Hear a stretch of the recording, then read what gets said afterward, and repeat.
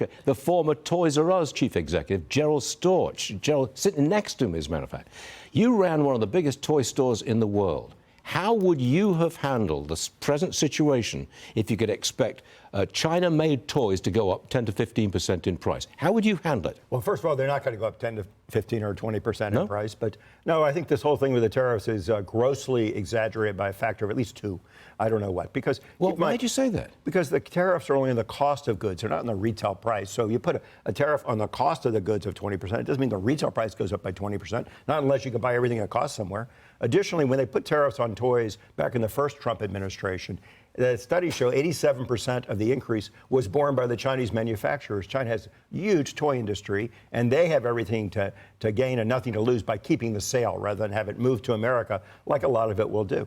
Additionally, there are substitute products, products that you can sell that are made in the U.S. instead of different. You just promote those, and then of course there will be transfer of some sales to the U.S. Well, outside toys, you don't expect tariffs to have a major impact on retailers in America. I think people are hysterical. It's not nearly the magnitude of what they're talking about. And keep in mind, the retailers are going to do just fine no matter what happens, because if they have to pass on a cost increase, they all will at the same time, and so prices will go up. Their costs won't go up in terms of labor and rent and things like that proportionally, and they're going to do just fine. But I don't think it's going to go up nearly by as much as people say for all the reasons just outlined. And meanwhile, if it starts to do that, keep in mind, President Trump and his group, they can change. They've shown they'll do that. They can be flexible and not doing anything that's really damaging. Okay, you've got 5 years since the pandemic.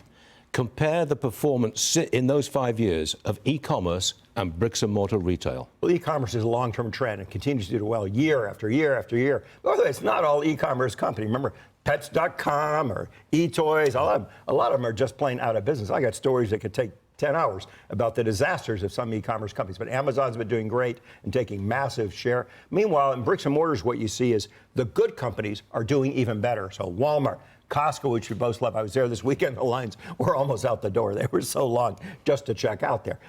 Amazon, of course, is doing great, and they have physical stores as well. Amazon's your favorite, isn't it? Well, no, actually, Costco is, because I think they're the lowest cost producer in the marketplace. If you buy something there, it's going to be the least expensive anywhere. And the other one I like is TJX, because it plays into value. People love it. It doesn't even have much of an internet offering, yet it does so well year after year after year. It's worth like $130 billion. You've been telling me to buy Costco for a long, long time, and I never do. I should take your advice. Yeah. Okay. Yeah. You can gloat if you like, Jerry. That's okay. Gerald Storch, everyone. He knows what he's talking about. Thanks very much.